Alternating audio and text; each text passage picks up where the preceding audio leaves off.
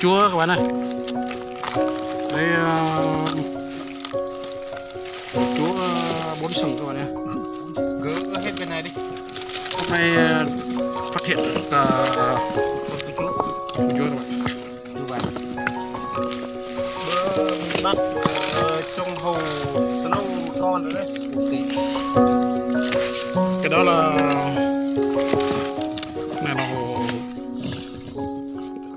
thế rất tuyệt vời. Đây đấy,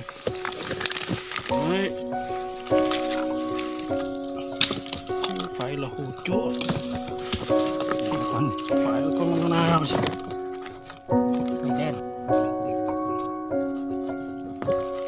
có mắt luôn các bạn ơi, có mắt con người luôn. Đây.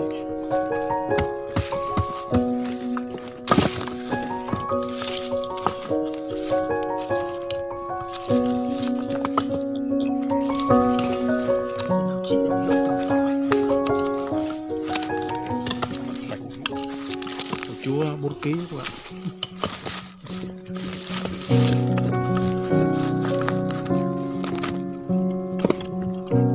Bây giờ mình cũng đang thực hiện chỗ này. Mình xa một thời gian một đứng gần một bộ luôn.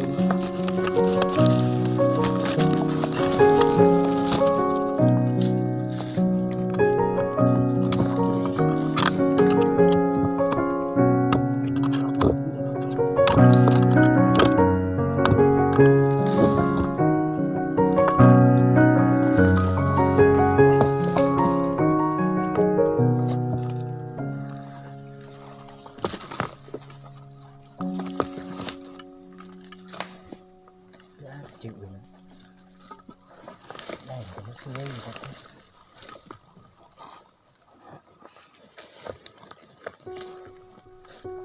Đây các bạn nào, cái cổ này.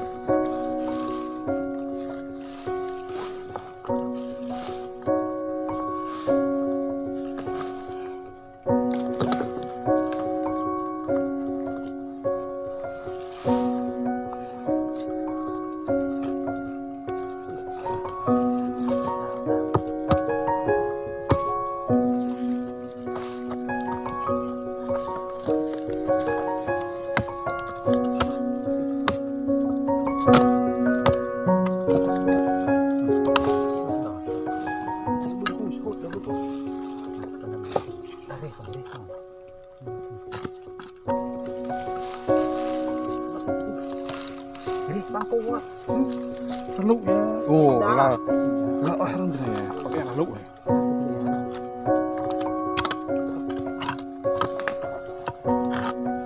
Từng bạn luôn.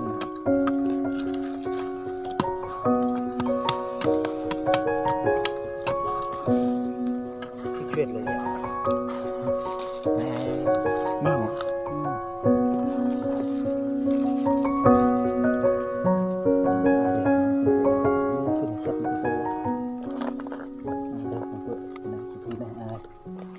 Quá lẹ được rồi.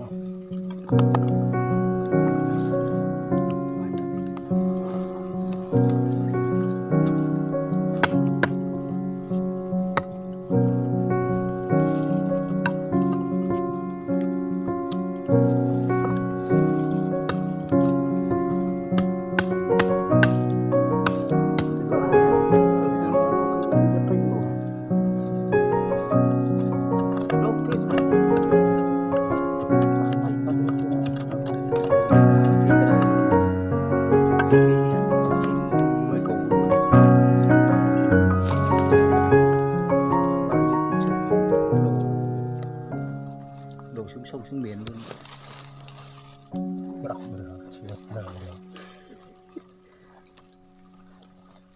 May vàng các bạn nhé. Thật sự là ok luôn. Đây.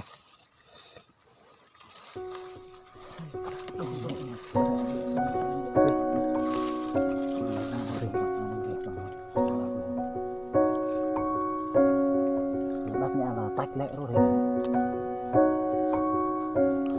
Bên nào còn mốc trên đường A đấy, trôi cái A này.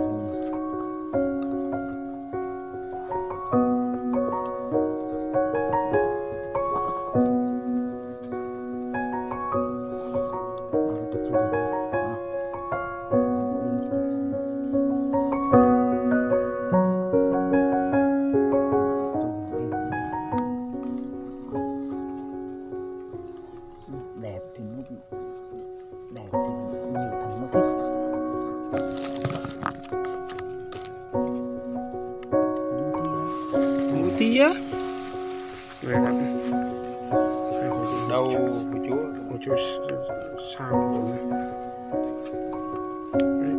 Nếu mà không tin thì sờ trực tiếp luôn. Đây quay kỹ rồi.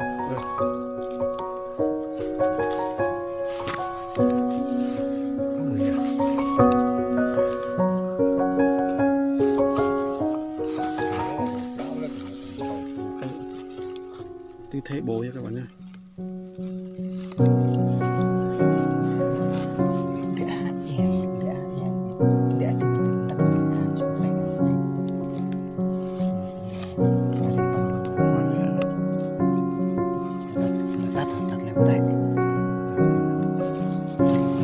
Vừa quan tới rì rì rồi có tách chuẩn bị đấy thế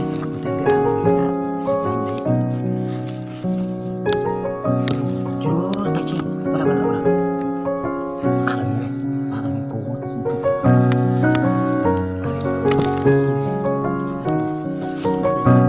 Ok đây không sai rồi.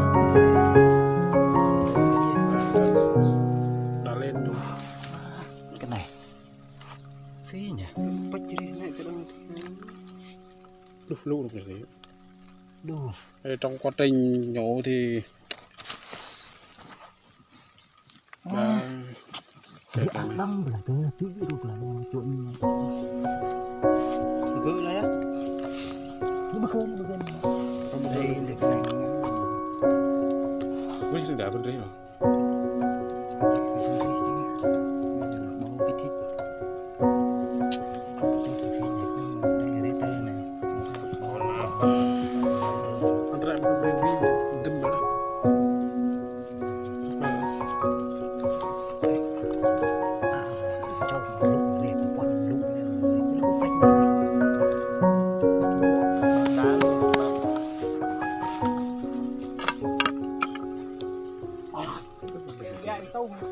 Đem sách ra đấy gì?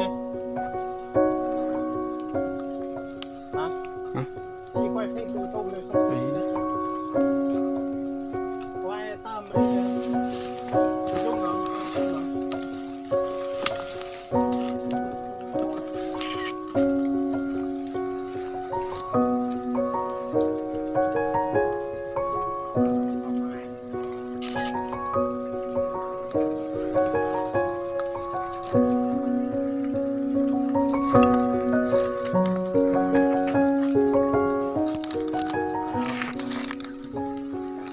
Thế nào cũng tôi thấy bỏ hết rồi.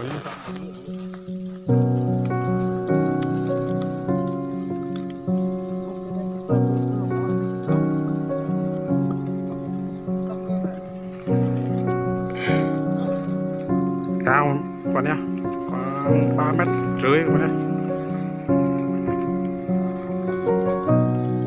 Cái cao 3,5 mét đây vác được của mình.